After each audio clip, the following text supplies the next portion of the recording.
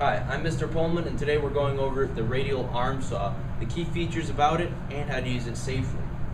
What's really important with the Radial arm saw is that when we do cut, is that we want to make sure that when we do pull it towards us, that it's going through the material, alright? We pull it back, and then we put it straight back. But when we bring it back, we are 100% certain that it's not going to catch any of the material on the way in.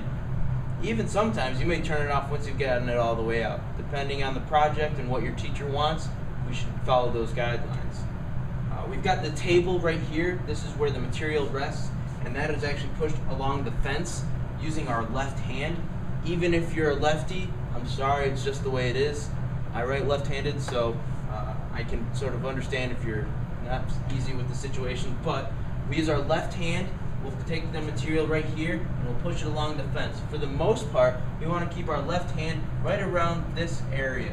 There's no need to keep it really close.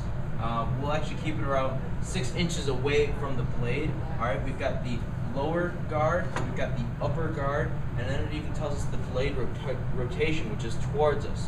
Alright, so this will come all the way back. We've got the handle here, we've got the on-off switch, which is easily accessible with our thumb.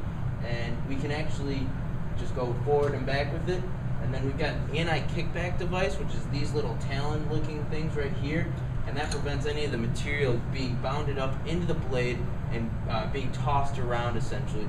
So there will be occasion where you rip it and it hits a knot or some other imperfection in the material, and it'll want to jump on you, or even this thing's kind of finicky. It might want to go a little bit faster at times than not. And don't be really scared, as long as you're in control of it and you're not tensing up or you're not really lax and you're aware of what you're doing, you should be alright. You've got this knob here on the right to adjust the anti-kickback device height. This is very important. We want to keep this within a 1/16 of an inch from the material itself. That way it's got very little room for play, and at the same time it's going to keep us safe.